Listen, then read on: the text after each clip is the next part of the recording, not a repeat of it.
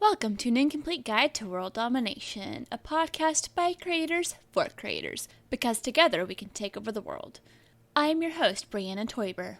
This week we have the third and final installment of our interview with Kelsey Kaufman. The next week I get an email from Norm, and he asks about my target goal, not target goal, but target salary. Because now he's actually kind of curious about hiring me now. This looks good. If someone's asking you about a target salary, this is a good thing. That means they really like you, but now they want to see how much do you cost. Yeah. And this is tricky. I think people have to remember that, you're not being rude if you ask a little bit more than the average, because in the long run, you want to make sure you can survive, right? And you can pay your bills and still have money to do things that you need or want, like savings or go to the movies with friends. So I had to keep that in mind. And I've always been taught, even in grad school, that you've got to ask at least 10 to 15,000 more on your position. Now, statistically, a lot of women don't feel comfortable doing that. I found out. A lot of women don't. I actually read a really interesting book about that called The Confidence Code. I definitely recommend it if you haven't read it. But oh yes, I would definitely like to read it. With you pick how much you want to make, and then you ask for more than that, because there will be a negotiation, and yes, exactly. They may not go higher than that number, but they may also say yes to that number. And voila, you're now making more than you thought than you wanted to. That is very true. So this is what I did. For those who are like, well, how much do I ask for 10K to 15K? Don't they tell me what the position cost is? No, they don't always tell you. Unless it's shown on the job description how much the salary is, they most likely won't. And this is what companies do. Now, people have said, well, isn't it illegal for them to ask you how much you make or how much your target salary is? Yes and no. So if a company asks, how much did you make at your last job? That is illegal. Just saying that right now. If someone asks you that, you have every right not to tell them that, because they're not supposed to know that. But they are allowed to ask, what is your target salary? Which means they want to ask you, how much would you like us to pay you if you work for us? What is that salary goal? It's also a bit of how much do you think you're worth? Yes, pretty much, yeah. Now, so I go on Glassdoor online, and that's a cool little website that you can kind of look at the average salaries and sometimes find interview questions, but I normally used it to find the average salary in the area. Mm-hmm. So I looked at the average salary, and it's about $55,000. And I'm like, It's like, okay, I'm going to ask for 10,000 more just for the heck of it. And because I told myself, if they had to negotiate down, I would never go below 55,000. So now I know where my min and max is. Mm-hmm. But what if they say yes to my goal target? And I'm also thinking, I would like to have money enough to pay some bills and, savings. I want to do a lot of stuff with it. And I want to make sure I can live. And so living is I talk about it, yeah. Pursuing your career goals. It's hard to make it in a career if you're dead. Yeah. Yes. And I actually did go to MJ. So I asked MJ because I told him hey, this job looks pretty promising. I think I'm going to ask for this. And he told me, to be confident too, because it is hard, especially for a woman. I think people don't want to ask too much because they don't want to be rude, or they don't want to look like they're greedy is another way. But at the same time, kind of like what you mentioned, you got to show how much you're worth. And to me, I'm all you know what? I just got to do this no matter how nervous I am. So I kind of decided to say, I said 65,000. And maybe that's not a lot for some people, but for me, that's the most money I've ever made right now. I probably shouldn't be saying how much I make, but I don't care. I know people really want to know. So there you go. I make $65K a year. There you go. I would love that. Yeah. So anyways, yeah. So I go ahead and say my target salary is 65,000. And the email comes back from Norm. Is that a hard yes? And what he means by that is, am I negotiable with it or not? And I had to go back to MJ. I messaged him, I think, on Facebook saying, MJ, he asked me this. Do I say yes because I really want to say yes, but I'm nervous because what if they don't hire me? And he's like, you just got to stick with it, because you never know. They'll negotiate if they need to. Of course, and I'm nervous again, right? Because I'm I don't want to lose this job opportunity. But I said, I gotta stay strong again. So I answered Norm in the email. Yes, that is a strong yes. I'm not gonna budge. And in the email, I actually did write that the reason I actually had two different quotes for him. Because I understand they told me though normally for new people they are contractors for the first 2 months and they decide after that they want to make them full time or not.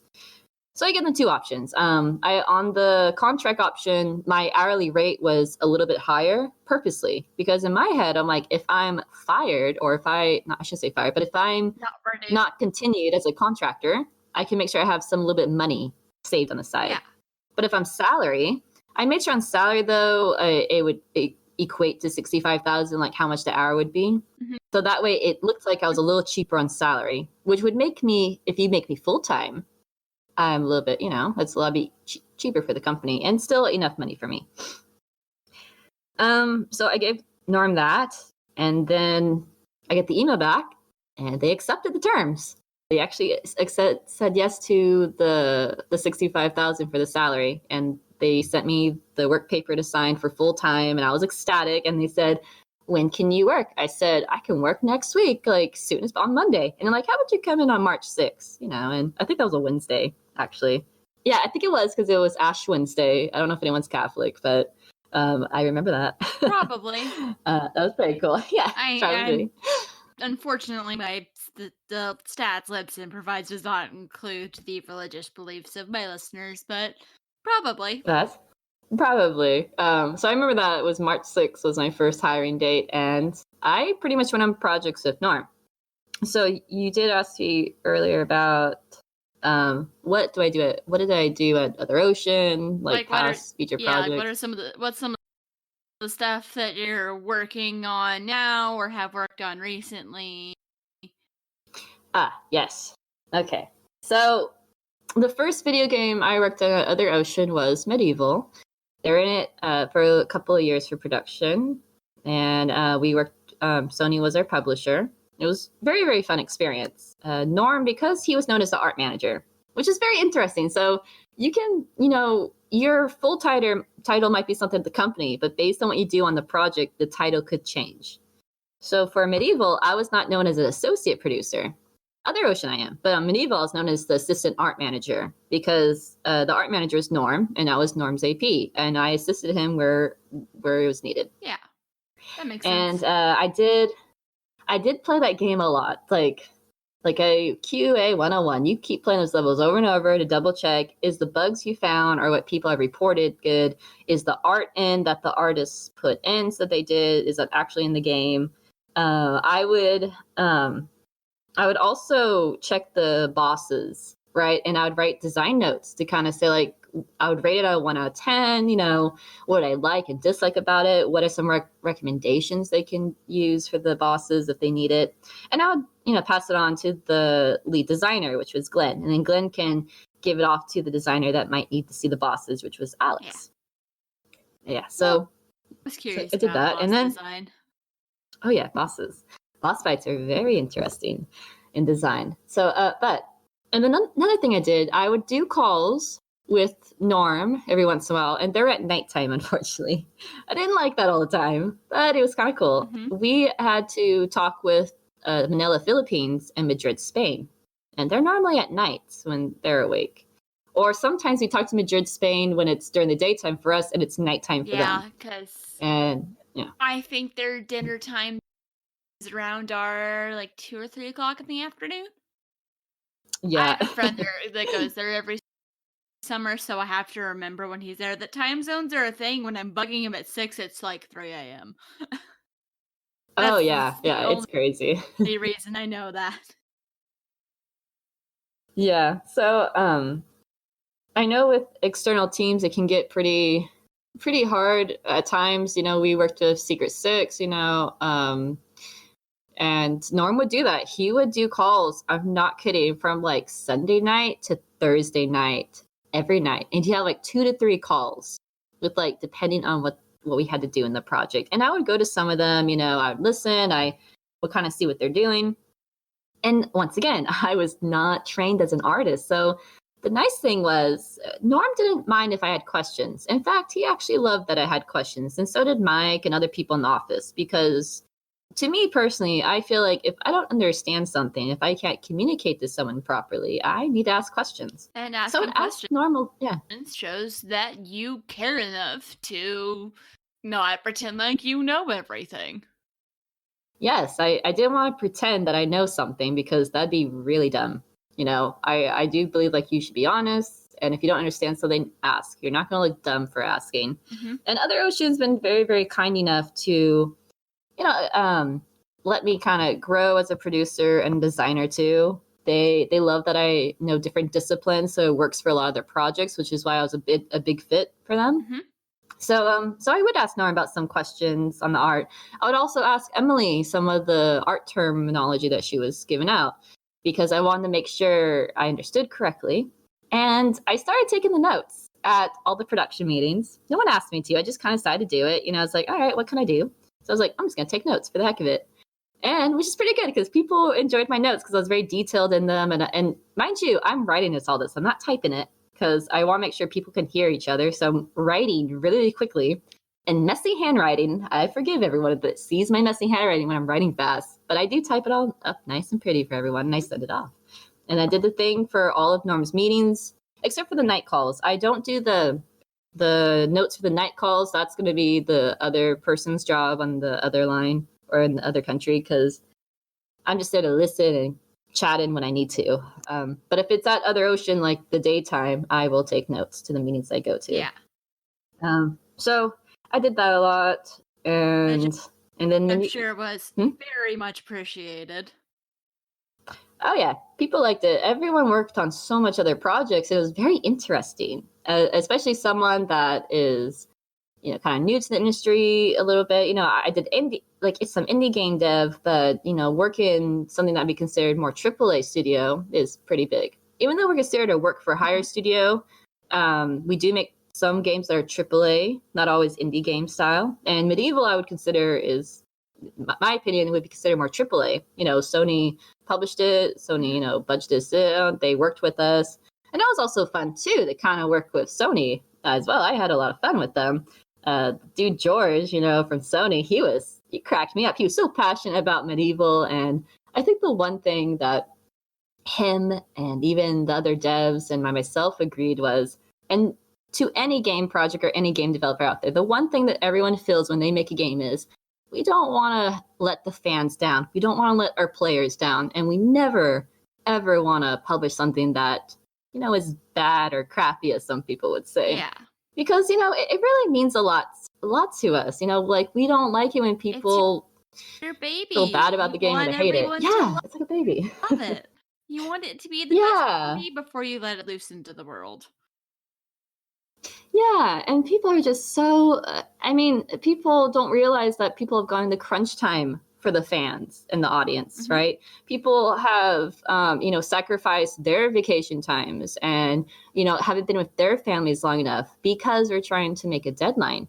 And people forget that in the game industry that when people complain about like, oh my gosh, they pushed a deadline, they don't realize the other end, like, well, they want to make it perfect. And that pushing the deadline doesn't mean they're not in crunch time. My friend Dylan works at Last of Us 2 and man, they're pushing it, right? They're really cranking out to make sure the game's good. Yeah. I can't really talk about that because that's not my project and stuff, but they're working hard at it. So yeah, I know some people who work at, I know a couple people who work at Gearbox and I got to hear some of their stories about like one person sort of fell behind on something. So we didn't see a lot of him for a while because he was kind of in crunch time. Yeah. Thankfully, he was able to take some vacation, and I don't think he's been in that way since then. But yeah, it was definitely interesting to see as it got closer and closer to being done, and then when it got officially announced and they could finally like actually talk about it, because before then it was always they were working on the thing upstairs because Gearbox is in the same building as a coffee shop. There's a coffee shop on the bottom floor. So I go to a meetup there where it's just we talk about stuff that's going on in the game industry, and that's where I met them. Cool. Yeah. That's it was a lot of fun. awesome. So like they finally got like after it was, like, officially announced, like, we knew exactly what they were working on, but they couldn't say it. And once they could, they were just so excited and so happy. Yeah, yeah. It's always cool when people get excited about stuff. Yeah. Um, so so pretty much when people go into crunch time, like it's very emotional and physical. And I hope people that maybe that aren't game developers but really love playing games, I hope they understand that even with Medieval, they went into crunch time for about 2 to 3 weeks. But Jeff, the executive producer, made sure to explain to everyone, like, hey, he's like, we're going to work a little bit longer hours. Other Ocean will provide dinner for us. I thought that was pretty nice. So I didn't go into crunch time too much purposely because I had to commute back, and I have to make sure I catch my ride and take the BART and train. So yeah, it takes like a good hour and a half to sometimes if it's busy traffic, 2 hours to get home, and it's very exhausting. And I imagine the buses close after a certain point. Yeah, they'll close. Like those merry-go-rounds, they won't be open after certain hours. Now, it's not that I didn't want to stay. I just literally couldn't because of my commute. And I know if I get home, I feel like if I had to stay there, I wouldn't be able to go home if I had a crunch time the whole thing. So majority of people had a crunch time, but a couple of people, might have to get off a little bit earlier, like myself and others, because they have a long way to go. They have to like go out back to South Bay or somewhere. Most people live in Alameda, which is very close to Emeryville. So they had to do it. But it wasn't a long thing. And Jeff made sure to explain to everyone, and dinner was always provided for those that had to stay longer, which I thought was very kind of them. So, which I thought was pretty cool. Other Ocean always make sure they take care of their employees, as best as they can. They want to make sure every employee is happy. They understand people have families, or what if a relative gets sick, you have to go visit him or her ASAP.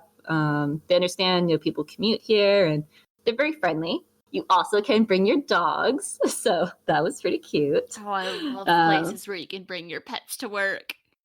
Yes, and Bobby has a little dog named Izzy, and she, it's a little Chihuahua mix. I don't know.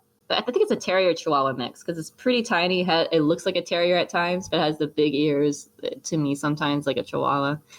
But I had to dog sit my brother's husky. Her name is Suka, and she's a runt of a husky. So she is the size of a 5 to 6 month old husky puppy, but she was 9 years old. And I had to take care of her. Yeah. And she doesn't howl. She doesn't bark. She does, very rarely will she bark. I've heard her bark every once in a while when she gets excited. And I've heard her bark maybe if she has to back someone off, right? If she has to growl. And very rarely does she go into protection mode. But, at least I knew if I had her, hey, I'll be safe. That dog will protect me like night and day if we're out in public. I know that. But she's very friendly. And so you just see this little black and white fluff ball, just laying everywhere. And she was sneaky at the office. We had this project called Tank Ball on Mixer. And she okay. If anyone's never had a husky, watch out. They are escape artists when they want to, and they are very smart. And she wasn't really big on escaping, but she was sneaky, like a little ninja. And one of the quiet ones, you have to be careful. Yes, exactly. She's super quiet. But I caught her doing two things, which really cracked me up.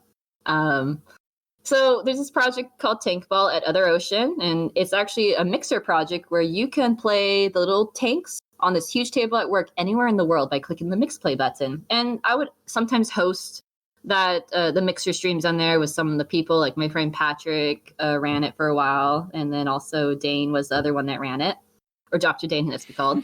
And so Suka noticed that when you make a goal, because the tank balls are kind of like soccer, you try and get these little balls in the goal, and you have blue versus red, and then this little cool contraption at the bottom kind of has the balls roll in this little box at the bottom, like on the ground. Now Suka saw this, and I've noticed she's tilted her head, she's looked at the box, and she's even stuck her head in the box, but she never took anything. Until one day. Or maybe a couple times. Because finally I noticed something. I caught her so I noticed the dog would look at me. It would actually make sure I'm busy. before she took one of the balls, little soccer balls. They're like soft little squishy balls. And she'd go hide under Jody's desk and just chew on it. And and so I had to catch her. I'm like, Suka? I was like, you can't. I'm trying not to laugh. That's right? dogs for you. She's so smart, right? And it cracked me out. So I had to I had to take it away. I said Suka, or I call her Suka Sue. That's like one of her nicknames, like Suka Sue, Suka Wuka. Really cute little animal names, a puppasy, a puppers, you know. But so Suka, I told her like, Suka, you can't be doing that. So I had to put it back, and she normally listens. Because now if I catch her, I like look at her and I do like the whole like I'm watching you movement with the hands, with the two fingers, you know, pointing to her in my eyes. And then she understands and she goes back to her desk. She'll make like a little, and it's kind of funny. The second time I caught her being a little bad girl, and it cracked me up again, was I was wondering like, where is this dog? And I'm thinking like, oh, maybe she's chilling out in the conference room on those couches. And I'm at my desk, and on one of the monitors, I have Twitch on, because we also do Twitch streaming for Digital Eclipse. So Other Ocean also is known as Digital Eclipse. Those are more the retro gaming. And we did recently publish the Lion King and Aladdin game for all three main consoles, Switch, Xbox One, as well as PS4. Except it says Digital Eclipse, not Other Ocean. They're same entities, just different titles. And, you know, I noticed that Steven, Frosty, and I think Patrick too, or maybe it was John. Someone was playing Twitch and on one of the games. And then I look over the monitor, and who do I see there? It's Suka. Suka, who is not supposed to be in the back room without me. Suka, that is, you know, just like just walking around in there. And I'm like, oh my gosh, I'm going to get in trouble. And I quickly walk back there, and I look at her, I said, Suka. And she just looks at me, and she's like, and I can't like make sounds because she just looks at me, and I said, come here. And I do like the whole hand movement. So she understands, she knows my hand signals. It's really brilliant for a dog, I thought. And I kind of say, come on, we got to go. And she starts running outside of the arcade room. And she'll look at me, and she sees me keep walking. And now she wants me to chase her. And it just cracks me up. So she knows she got in trouble. But I love dogs. So that's the fun adventures of Suka. People would see her on the tank ball cameras, because all these the tank ball cameras, you can look around the office. They had first person, and they also had top down the cameras. It was really, really awesome. But anyway, sorry, I kind of went off. But so yeah, we do have dogs in the office. Right now there's only one. Suka had to go back to my brother after I finished dog sitting for a few months, and she's happily running on the beaches with my brother down in Southern California. She's a happy puppy. So other projects I do work on, the ones I can't really say too much about it. There is a mobile project. Yeah. So there's a mobile project I work on, and that one I'm more of associate producer. I do talk to more of the designers on it. Because Norm likes that I have design background, and which is a good thing, because he wanted to make sure like, hey, on this mobile project, I'd like your feedback. He's like, I need someone to look from the treetops, not be on the ground, right? You know, I want to make sure someone overlooks and kind of sees this stuff and catches things. So I kind of would look over a lot of the stuff that they had. And one thing was the narrative. The first time I reviewed the narrative, it's not their fault. I'm going to say that right now. You know, they're really great people there at S6. And the problem is, just like anyone, if English or another language is not your first language, you're going to kind of get a little confused on maybe some writing, or you don't know what the proper grammar or the right sentence structure is sometimes. And so I noticed a lot of these weird phrases. And some of the phrases, I know they didn't mean to be mean, but it came off really mean, some of them, right? Like if you it's not nice to tell your players, hey, you should do this because you act like this, or they talk about physical attributes. And I kind of had to explain to them, I said, well, it's like, we can't say that. Like, we can't have anything political being said. We can't have anything that could be rude to the players. It's like, we want to make sure the characters that we have in the narrative are lovable and people can connect to them and people really enjoy them. So I've had to, I remember the first time I reviewed, I had to fix like 80 to 90% of the writing, because some of it was really bad in ggrammer. A lot of, like, it was tiring. They're like 80 pages, right? They're cute. They're a lot of pages. Mm-hmm. So it takes like a good few days, even a week to even finish it sometimes, because I'm really looking at this while I'm working on Medieval too. So I have to like really branch out my time and kind of schedule it all during the day. And I kind of would do that over. I would kind of look over the, review anything they did. Sorry. I was trying not to burp, but That's what all that green editing is tea for. is making me burp. That's what editing is for. Perfect. So I'm just glad my mic isn't picking up my stomach because it's been growling a lot. Oh yeah. Well, I don't notice anything, so yay. So I go ahead and look over the narrative, and I've done like a few passes. Norm will also do passes, and he's done a couple of changes. But it wasn't the people's fault, 'cause they understand. Now, they recently did get some other new narrative designers. Nicole and July are their names. Very, very nice people. And they definitely did know English a lot better. Because a couple of people did know English more than others in the Philippines, and I thought that was pretty cool. And so they would kind of also put in the remarks that I had, and they put in some of the sentences I wrote, and then there might be some areas where they kind of spice it up and make sure the personality is in there, and I'll double check to see like, okay, is this personality matching? Is it not matching? And then I might fix it if the personality isn't matching. And overall, it did pretty well. And so that's actually pretty good. Other things I did was I was able to design specific features in this mobile app that got put in the game. And for someone that does love design, I'm super ecstatic about that. I can tell people like, oh, this is my feature. I can't say publicly yet. I wish I could. Mm-hmm. But there's just a fun area where people just taps and you'll know where it is. It's pretty cool. So, but hopefully, that will be coming out publicly soon. And when that is more, I'll definitely announce it. But, I will definitely give you a signal boost. Oh, thank you. Thank you. I really appreciate that. Signal boost all of my friends. Yeah. Thank you. I appreciate that. Even the people who already have big followings, because I was like, this can't hurt. It never hurts. Yeah. This tea is really good too. I do love green tea. It's one of my if people don't know what tea to get me, just get me green tea. You can give it to me plain. I don't mind as long as it's green tea. I love it. Except it has to be hot. I hate cold green tea. I hate it so much. I don't like it. It's not the best. So there are a couple other. I have a special thanks in another game. I can't really announce that either. So, and it's kind of hard. I feel bad that I can't tell you too much about it. You've had a lot of pretty interesting stories so far. So I try. We'll just have to wait in suspense. Unfortunately, there's that suspense. Yeah. But there are a lot of there are upcoming games that I know that we'll be doing soon, and I could tell everyone that's listening and to you as well, you're all going to love it, what comes out. Mm-hmm. And I know that everyone that at that company has worked really, really hard. They really try their best. And I think the best part is they really feel passionate about it. And, it's hard. We want to, we want to make sure that the people that play the games, really enjoy it, right? That we gave them the game that they really wanted. And as a game developer myself, I feel very happy when someone is happy about the game they're playing. So, like with Medieval, when Medieval came out, and I noticed because we did a demo before the official game came out, and the demo is pretty cool because the original PS1 game also had a demo disc about the same levels. And so, as tradition, we did that too to give people opportunities. So I kind of would watch people on Twitch. And, I kind of see what they're doing. It was also interesting to see what are the public doing. And believe it or not, I noticed they caught 2 or 3 bugs that people missed. And so I had to, so when I watch people do this and there's a new build that's for the main game, I saw what people did on Twitch and I'm like, I got to see if this is fixed. And I go in the build and what do you know?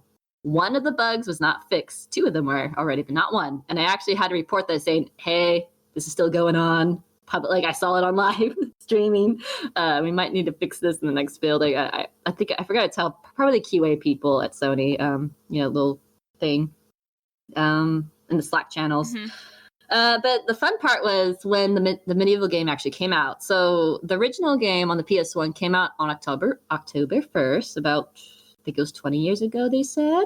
And then the remake of it came out on October 25th. So we kept, they made sure it's still October, which I thought was pretty cool. And it is it's not scary, but it is kind of spooky fun, right? It has that Halloween vibes and with skeletons and zombies and just cool sorcery. Really fun. Cool, like cute little game. And I would watch people Twitch stream about Medieval. And, I kind of would comment on some of them because people say, oh, it's like, I don't know what to do here. And so I'd kind of, since I've been playing all those levels so many times, I kind of say like, it's like, would you like my advice? First I ask, because some people don't want spoilers and they'll say yes or no. And if they say yes, I said, so maybe you want to try over here in this position over there, right? But one person I remember particularly, and his name on Twitch is Spoken Galaxy. And I think it's about probably between 16 or 8 or 20 range, right? I think he's still a teenager, like maybe 17 or 18. And he was playing Medieval. And so I decided to watch this guy. This guy was going to try and finish the whole game in one sitting.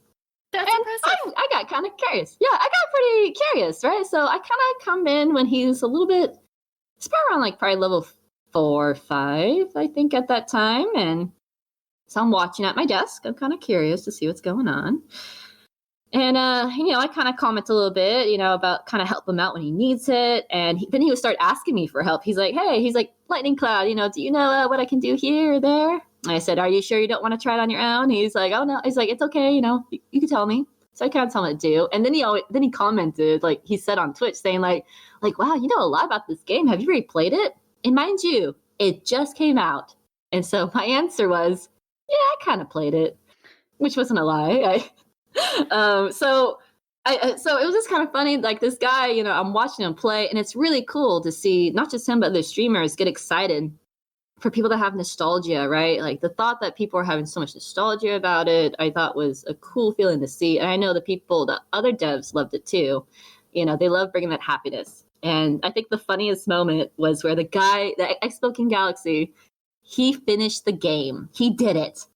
And so I'm just waiting because the credits are going to roll, right? And he actually got the good ending. And for those who don't know, you want to get all the chalices to get the good ending, okay? That's how you get like the secret ending. And so I noticed, there I did, like, sorry, there I see it. I see my name. And I type in like, oh, look, there's my name in the credits.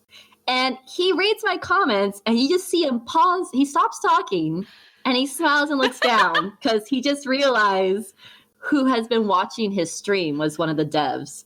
And and you know what? As someone who, well, I still have a Twitch account. I just haven't used it in a while. I would be like, oh my God, hi. How long have you been watching? Yeah, and I just enjoyed watching people's reaction. And I think I told him for sure. I don't think I told any other people on Twitch because based on it, I just kind of wanted to tell him because he actually beat it and I saw my name. And I'm like, I'm going to tell this guy who I am. So I just mentioned like, hey, there's my name in the credits, smiley face, and just his look. And then I noticed after that, like a few days later, he started to follow me on Twitch. And then he watched one of my streams when I was playing Medieval. And he's like, you really do work on the game.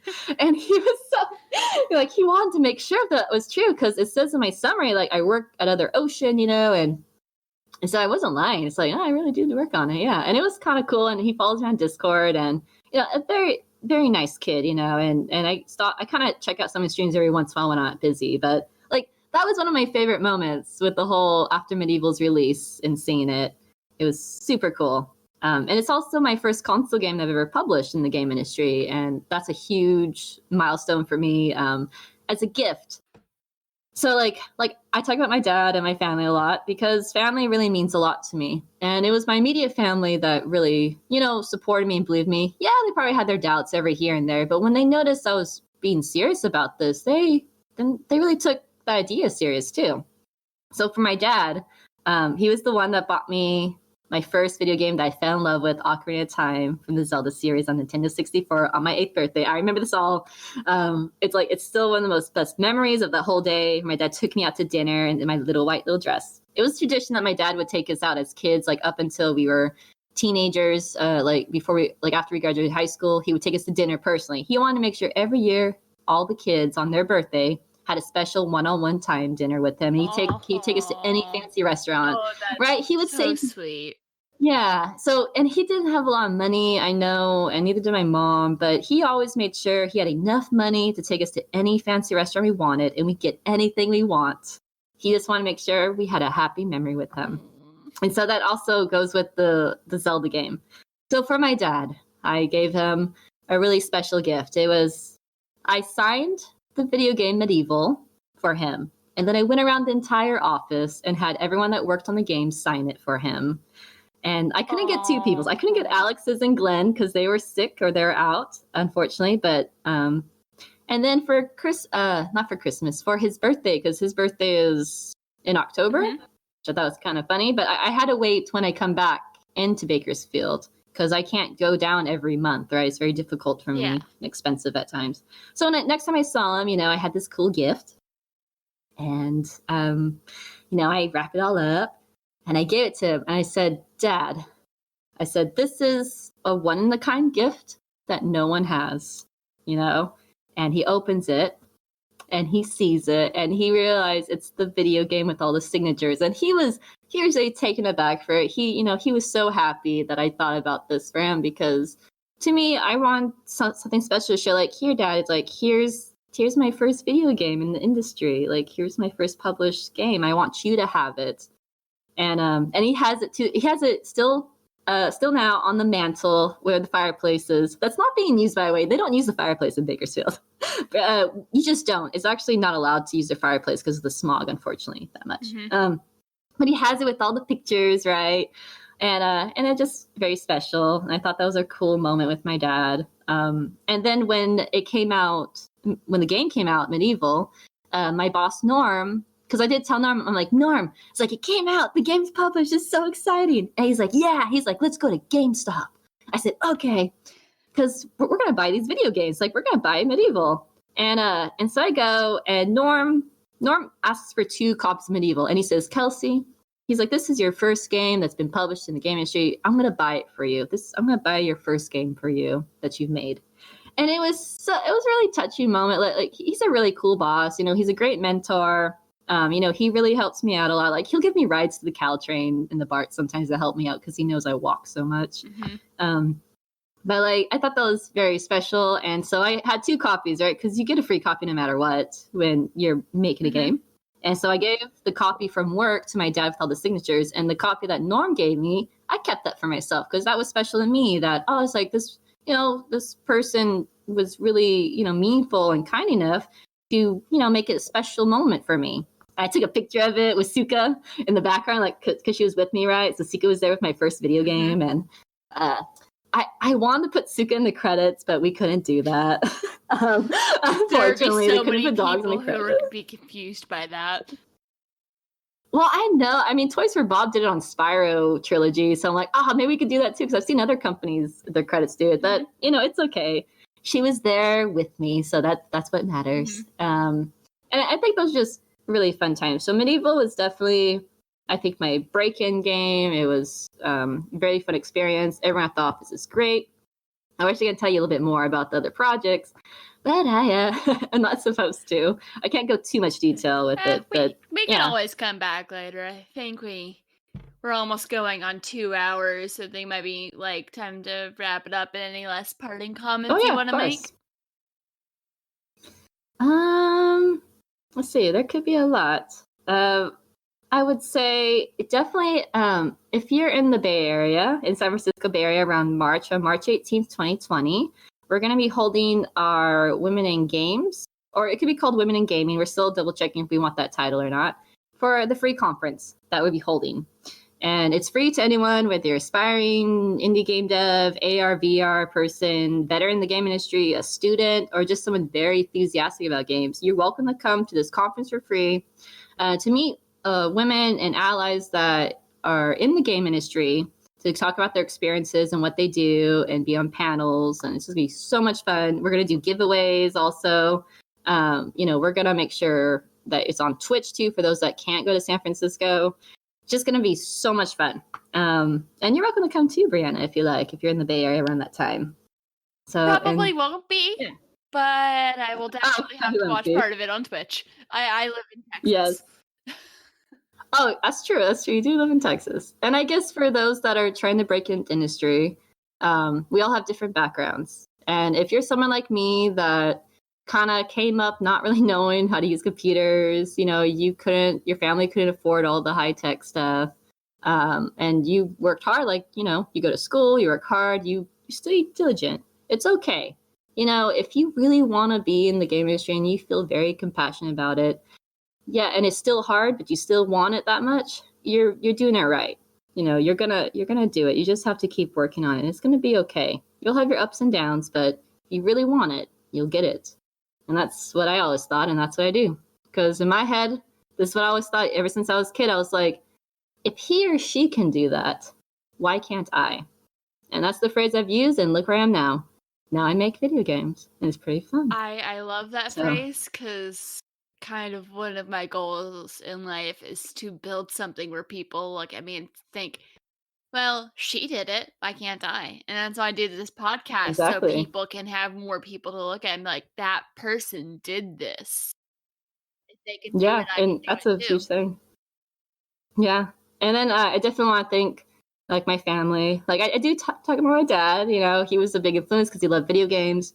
But like my other siblings, my mom were there too. Like my mom, was always there to pick me up in school. And she was a really, a great mom because she always stayed home and take care of us. And she knew I loved video games. And I tried to talk to her about the video games I play. She might not always understand what I'm talking about, but she always enjoyed listening to me. And she always supported me in all my schools and everything. So I was always happy to have my mom right back. And then my little sister, she would always tell people that she thought I was the smartest person that she knows, but in reality, I always thought she was smarter too. Aww. It's like everyone has their strong strengths, and the women that I look up to in my life aren't people in the game industry. I look up to my mom and sister. They're hardworking people and they're very kind. And I want to be known as a kind person too. I want to be as a good person in life. You are a And then with my brother, a very good person, and I definitely very much appreciate you coming on this show to tell your story, because it's inspiring. You've done a lot and accomplished a lot, and I look forward to seeing what you do in the future. Oh, thank you. And then I guess with my brother, he's pretty cool. I play video games with him at times. And there's funny stories with my brother. I can always tell it another time if you ever have me on your podcast. I'll tell you funny stories about my brother and me. But the one thing my brother did before I went to college was, and he didn't have a lot of money, because again, we don't have a lot of money. He went down to a comic book store and he picked up Star Wars novels and comic books, and he gave them to me before I left UC Santa Cruz. And he's like, here, I want you to have this so you can be inspired and be creative with what you make. And I have those comic books and books to this day, because to me, that was him showing hey, I support you, and this is what I'm going to offer you to help you. And I still have them, to this day. They're very momentum. I would never get rid of them because that meant a lot to me that my brother did that for me. So my family means a lot to me. And if it wasn't for them, I don't know if I get this far in life without them, without their support and love. So, yeah, I really appreciate you having me on the podcast as well, Brianna. It's really fun. Yeah, it's been a lot of fun hearing your story, and I look forward to sharing it with the world. I know there's going to be a lot of people who will appreciate and hopefully be inspired by what all you've accomplished. I hope so. I don't know, but I hope it's a good story. I don't know, honestly, because to me, I'm like, yeah, I guess when I think of other people that make it big and everything, I'm like, oh, that's so cool. You still have but time. Then again, I think so. You still have time. Do you You're have just time? getting going. Oh, I mean, no, it's up to you. We can end it if you like. But it's pretty cool.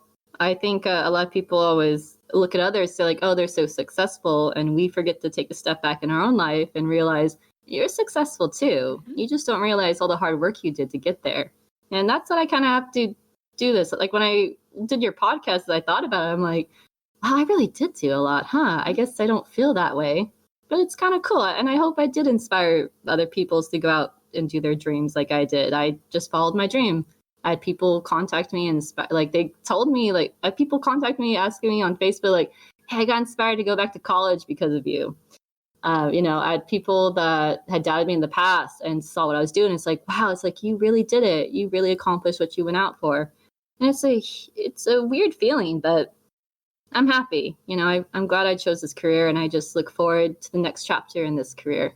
Just like you look forward to your cool podcast. I'm excited for this podcast to go off. I think it's like the coolest name ever. Yeah, I was going to call it How to Take Over the World, but that one was already taken. Oh no, I like the guide approach. That was so funny. I'm like, and then reading the summary, I'm like, yeah, this looks pretty cool. The guide to world domination. I've sometimes played with the idea of changing it to like, you do what? But I was like, no, I like it. I like it too much.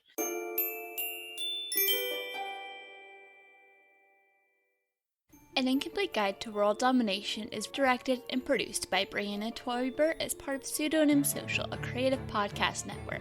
Music is by Patrick Chester of Chester Studios. You can find more of his work at chesterstudios.net. If you would like to help support our show, you can find us at patreon.com/pseudonymsocial. You can also leave a review on iTunes to make our show easier to find for those who need it. For more information on the other shows produced by Pseudonym Social, please check out our website at pseudonymsocial.wordpress.com.